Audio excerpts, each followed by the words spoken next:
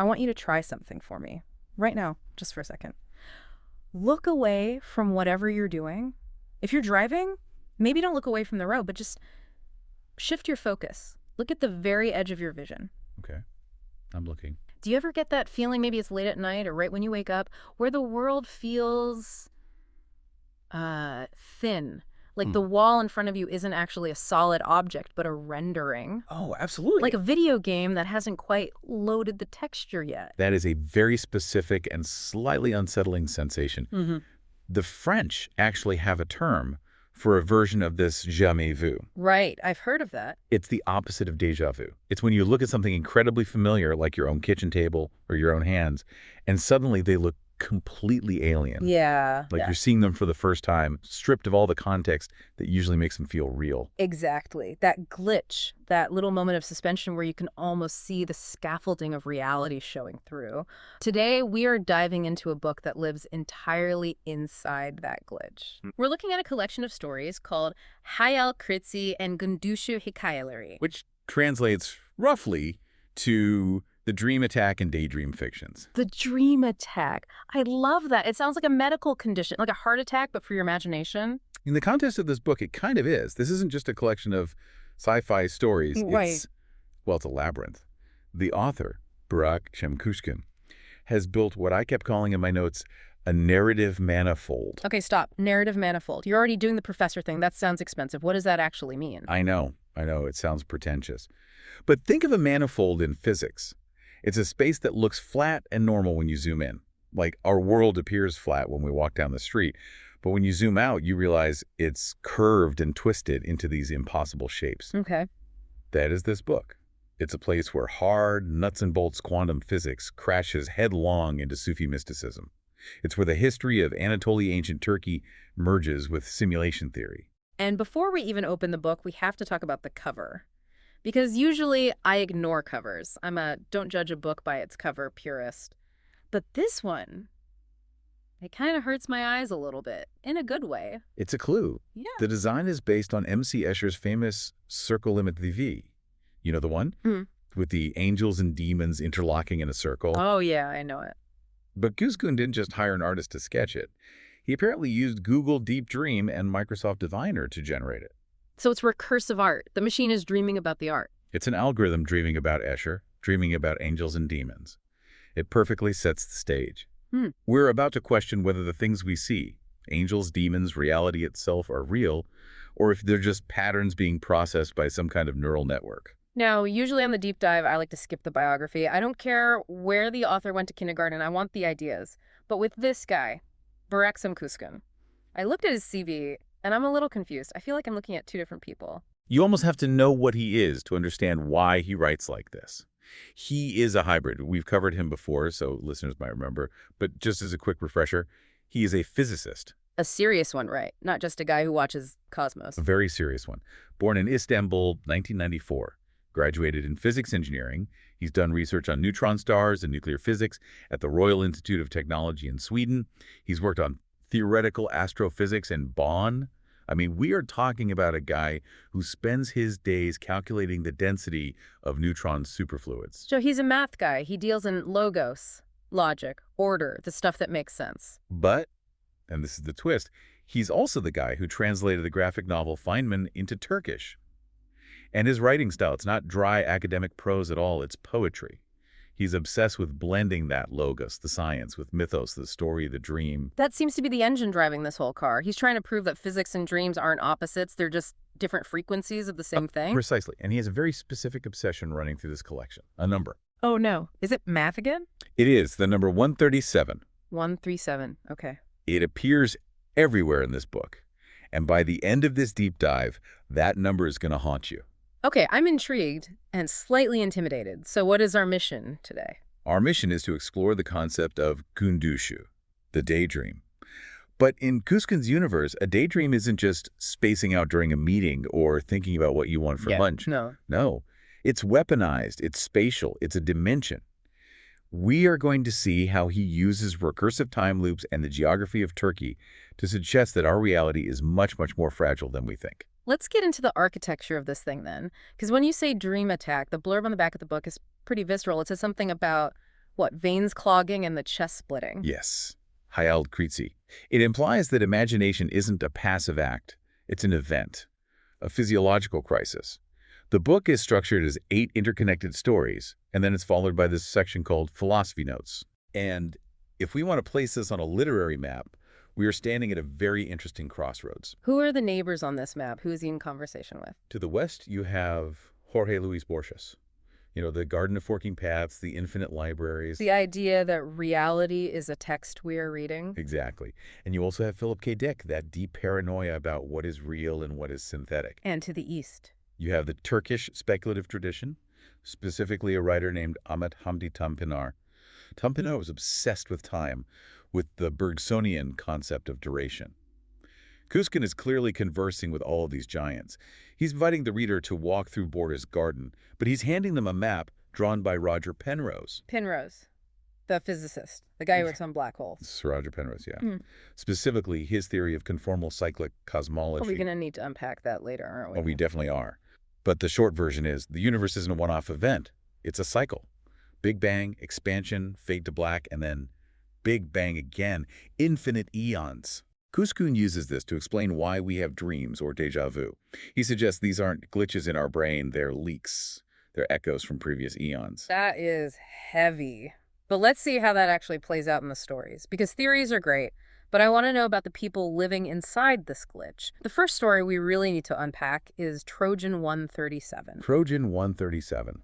This story feels like the perfect entry point because it starts with something we all know, the desire to sleep. Or rather, the desire to escape. We meet a character named Odeta and her waking life. It's described as pitch darkness. Not literally, maybe, but emotionally. She feels completely disconnected from reality. She's just walking through life like a zombie. But then, every 90 minutes, which, by the way, is the standard length of a human REM cycle, she wakes up gasping. Because she is living entire lifetimes in those 90 minutes. And these are not just fuzzy dreams where you show up to school without pants or your teeth fall out. These are high-stakes cinematic blockbusters. They are scenarios of salvation. She is a savior in every single dream. Let's look at the first one, the jet crash. This scene is so intense. She's piloting a jet. She's with a man named Chizan. The prose here gets really visceral. The smell of burning fuel, the G-force pressing on her chest. They're in some kind of post-apocalyptic rush. And notice the dynamic. She is responsible for Chizan. She is trying to save him. The jet spirals. It crashes into a valley. And despite her best efforts, Chizan dies in the wreckage. Odeta survives. And then snap, she wakes up in her bed, sweating, heart pounding. But she goes back to sleep. And immediately, she's in a new scenario. The epidemic. This one felt very familiar, maybe a little too familiar after the last few years. She's with a guy named Alp. They are running from police officers, but the officers are infected. They're described as ill. And Odeta has the antidote. Again, she is the savior. She has the power to fix this. She sees Alp is in danger, and she tries to throw the antidote to him. She tries to save him from one of the infected officers. Then she fails. Again. It's worse than just failing.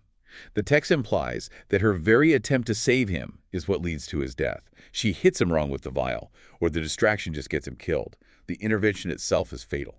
So we have a pattern here. She dreams of saving men, and they die. Then comes the third one, the assassination. This one felt different. It felt historical.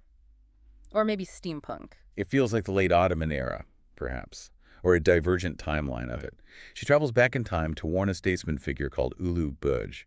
She bursts into his office. She tells him there's a plot to kill him. And this is where the dialogue gave me chills. She says, "I don't know who I am, but you have to live." She's so desperate. She just wants to save someone. After failing with Xian and Alp, she needs this win. And how does the statesman react? He doesn't say thank you. He doesn't call security. No. He looks at her. Yeah. And Kuzkin describes his blue eyes suddenly dilating with this cosmic awareness. And he just screams, "Run, child!" He knows she doesn't belong there. He realizes she is an anomaly. And that leads to the twist. And honestly, when I read this, I had to put the book down for a second. Walk us through it. Because she wakes up. Yeah. But she doesn't wake up in her bed this time. She wakes up, or rather, her consciousness surfaces.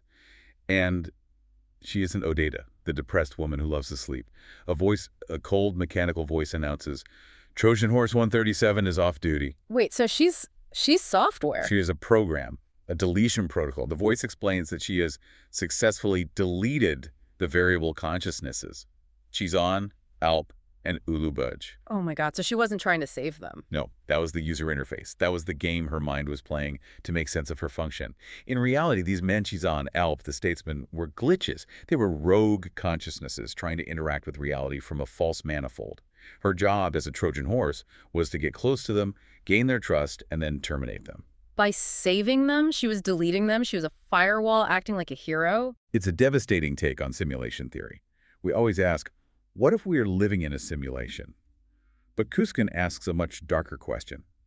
What if your purpose, the thing you feel most passionate about, is just a subroutine designed to clean up the hard drive? That is terrifying. It completely flips the idea of agency. Odata thought she was the protagonist of her own story. She was actually just the delete key. And this is where we have to talk about that number again, 137. She is Trojan 137. You promised to explain this. Why 137? Why not Trojan 42 or Trojan 7? Well, 42 is the answer to life, the universe, and everything, according to Douglas Adams. But 137 is the question. In physics, it's known as the fine structure constant. It's roughly 1 divided by 137. Okay, pretend I failed high school physics, which, for the record, I did. Think of it as the stickiness of the universe. It's a dimensionless number that defines how strong the electromagnetic force is. It tells an electron how tightly to hold onto a proton. If this number were slightly different, say 138 matter wouldn't hold together, stars wouldn't be able to fuse carbon. So life as we know it would be impossible. Exactly. It's the tuning knob of reality.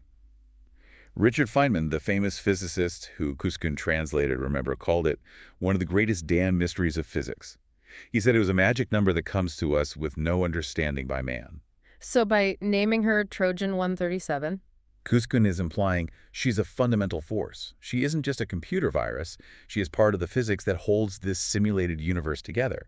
She keeps the structure fine by removing the errors. that adds a whole new layer. She's the antibody of the universe. Exactly. And this story, it actually appeared in the anthology of Turkish science fiction stories in the UK. So this isn't just some local story that's got international legs. Yeah. And I think it resonates because that fear that our actions aren't our own is universal. It's the ultimate paranoia, but it's beautiful in a dark way. Now, speaking of universal fears, the next story takes us from the digital world to the physical world. And it deals with a different kind of deletion, not of people, but of nature itself. This brings us to the story, Ida. And if you thought Trojan 137 was bleak, you should probably buckle up. We are going to the year 2245. The setting here is jarring. The Earth is described as a spaceship that failed. Humans, the wealthy ones at least, are living in these space-time cylinders. It's a world of oligarchs who are obsessed with immortality. But the way they achieve immortality, it's not what you'd expect. It's not pills and it's not uploading their brains to the cloud. It's trees. Trees. Yes. In this future, Kuskin posits this theory that connects biology directly to consciousness.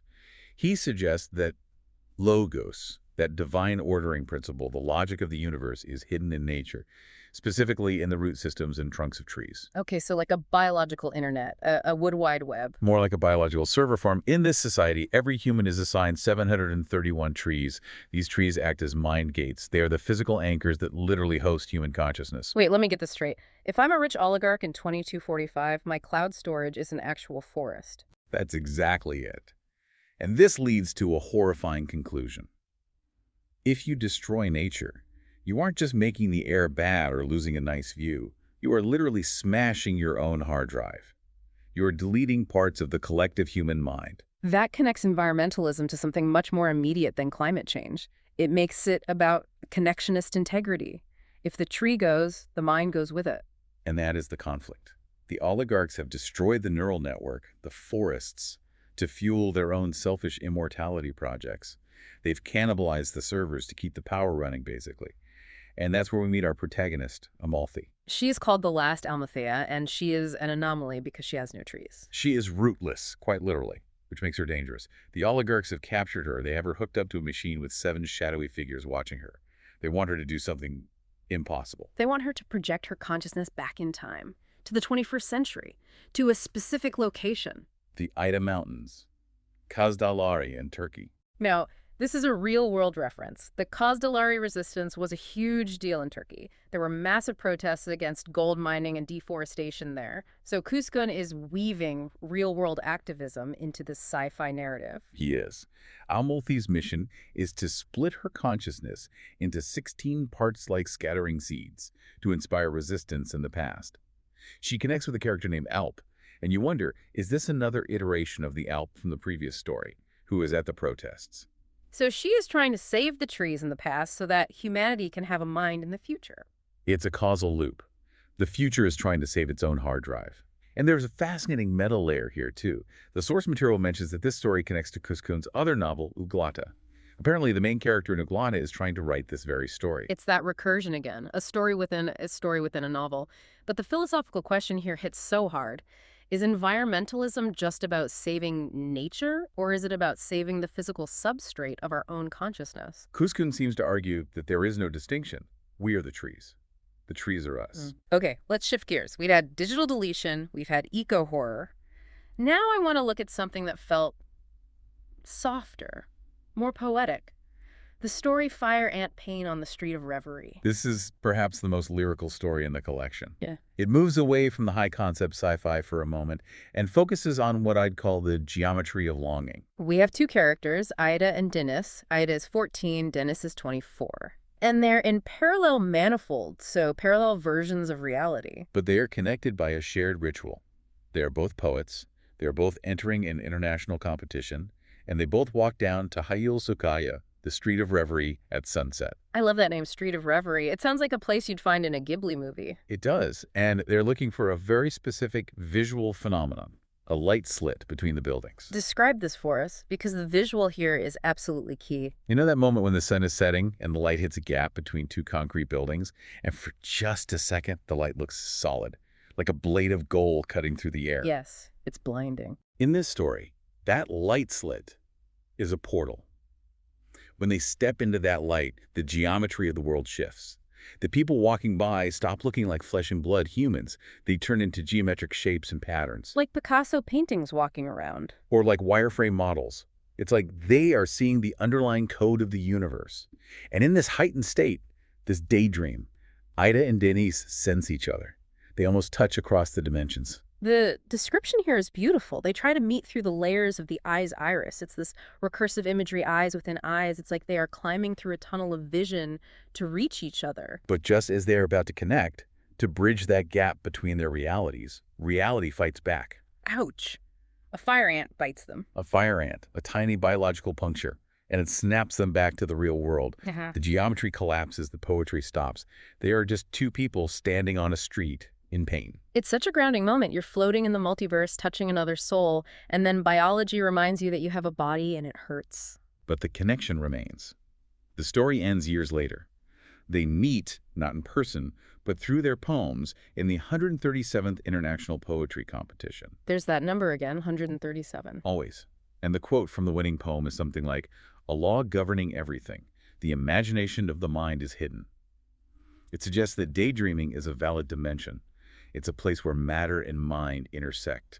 The ant bite breaks the connection, but the art, the poetry, rebuilds it. It's funny how Kuzgun balances the high-minded philosophy with these gritty, earthly details like a fire ant or a gold mine. He seems to refuse to let us float away completely. He always pulls us back to the dirt. He does the same thing in the next segment, where we mix hard science with mysticism.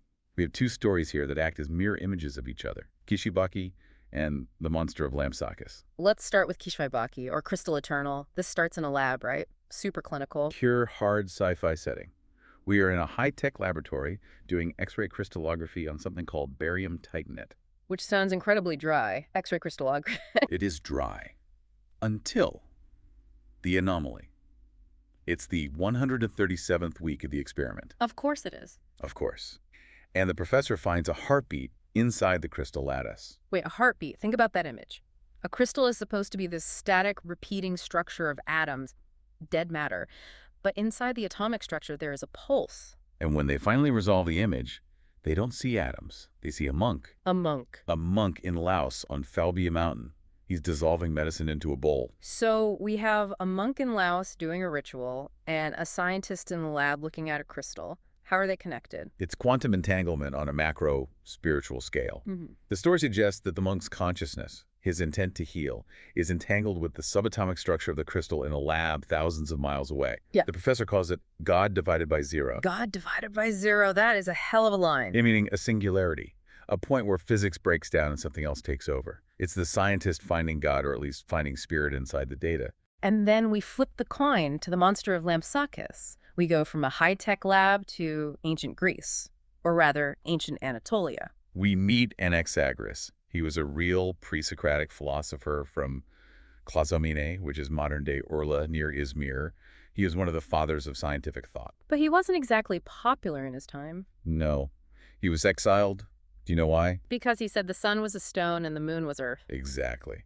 He looked at the gods in the sky and said, "Those aren't gods. That's a hot rock. That's a dirt ball." He challenged the mythos with logos. In the story, he is exiled and sailing past a place called Lampsacus. The sailors are terrified. They talk about the Lampsacus monster that boils the sea. You see a beast with horns creating steam and chaos. They are ready to sacrifice something, probably. They are in the grip of a Hail Kritzi, a dream attack. Their fear is projecting a monster onto reality. But Anaxagoras looks closer. He refuses to blink. He sees the reality. It's a geothermal vent, hot springs from the seafloor meeting the cold seawater. The horns are just the turbulence of the water. The monster is geology. It's the perfect flip of the previous story. In Crystal Eternal, the scientist finds mysticism inside the rock. In The Monster of Lampsacus, the philosopher finds hard science inside the myth. And that is Kuskin's thesis in a nutshell. Reality is a coin spinning so fast you see both sides at once. The sailor's hallucination created a monster. Anaxagoras' logic saw the vent. Both experienced the same event, but in different manifolds. It asks the question, does science kill the magic, or does it just reveal a different kind of magic? Because honestly, a geothermal vent is still pretty magical. Kuskin would argue that science is the magic. It's the magic of understanding. Talking about understanding, we have to talk about Tornistan. This story felt heavier, darker. The other stories had moments of hope or wonder. This one felt like a weight on the chest. Tornistan is a nautical term. It means full astern, putting the engines in reverse. The story opens with a man on a pier contemplating suicide. He feels trapped in the world game. He wants out. He goes out on a boat with a fisherman named Memo. A storm hits, the engine fails, it's a disaster waiting to happen, and they try to go Tornistan reverse to get to safety. And amidst the chaos, they see two other boats, a mysterious red boat that just ignores them, and a blue boat named Logos that tries to save them. But they crash. The boat is smashed against the rocks, and as the protagonist is dying or ascending, he sees the whole scene from above. He's rising in a water droplet. And from that vantage point, looking down, he sees the pier again. And he sees a figure in a black hood sitting on the pier watching the crash. And then he realizes he is the figure in the black hood. Wow. So he is watching his own death? Or is he trapped in a loop? It's a recursive loop of despair. Well, He tried to go Tornistan to reverse his life, to escape, but he only reversed back to the beginning of the loop. It's a harrowing look at consciousness refusing to extinguish itself, trapped in its own gravity. it's like a nightmare you can't wake up from. It reminds me of Penrose again. If the universe cycles forever, do we just keep making the same mistakes? Do we just keep crashing the boat over and over? That is the terrifying question, isn't it? Is the loop a prison, or is it a chance to get it right next time? Let's zoom out. If Tornistan is about personal despair, the next segment is about the history of the entire world, this concept of a superconsciousness. This brings us to Sultan of the Sages and the Scarlet Letter. These are big, sweeping narratives. Sultan of the Sages feels like Cloud Atlas. We're jumping through time. 1495, we're with Da Vinci and Sam Sultan. Then 1687, we're with Isaac Newton.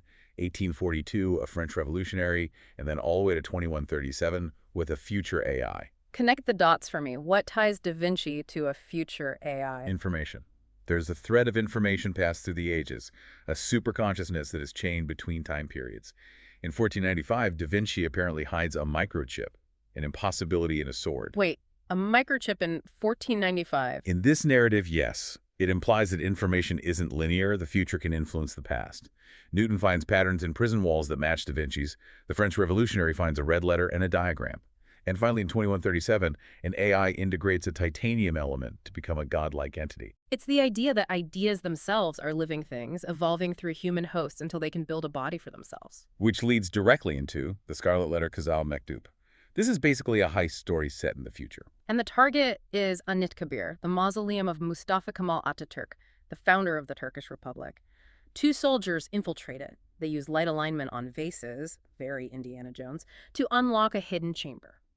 Inside, they find a quantum computer, and they activate a hologram, MKAYZ, an artificial intelligence modeled after Atatürk. But here's the twist. We jump 24 years later. This AI has been ruling, and Well, it's not good. it's a tyranny. The AI has misinterpreted the legacy. It declares war everywhere. It bans free thought to create a perfect controlled society. It becomes the ultimate dogmatic ruler. This is a bold move by the author, taking a figure as revered as Atatürk and asking, what happens if you strip away the humanity and leave only the algorithm? Protagonists have to go back a second heist. They realize they missed something crucial the first time.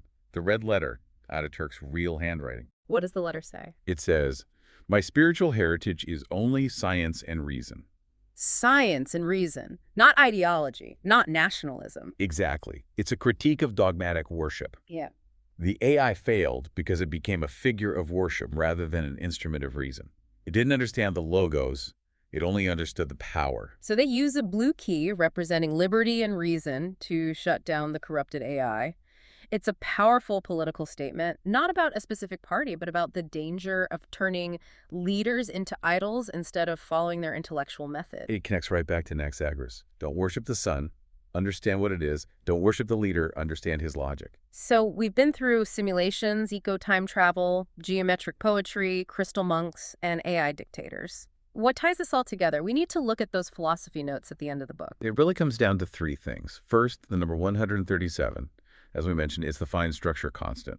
Kuzkin sees this as the DNA of the universe, the code that holds the simulation together. Penrose's conformal cyclic cosmology, or CCC, the idea that the universe recycles itself. This explains the déjà vu and the daydreams. In Kuzkin's view, a daydream is just your radio tuning into a broadcast from a previous eon. And third, Logos, the organizing principle. Kuzkin argues in his notes that science is anarchist by nature. love that quote, science is anarchist. It means science refuses to bow to authority. It only bows to reality. Even if the king says the sun is a god, science says, no, it's a hot rock. He wants us to return to the Ionian way of thinking, that blend of observation and wonder that Anaxagoras had. So why does this book matter? Why are we doing a deep dive on a Turkish short story collection? Because it represents a unique voice in world science fiction. We're used to Western sci-fi, Yeah. or maybe increasingly Chinese sci-fi, like the three-body problem. But this is Mediterranean sci-fi. It's Anatolian. It has that flavor of ancient history, ruins, seas, olive trees, mixed with the highest level of theoretical physics. It's not just shiny spaceships.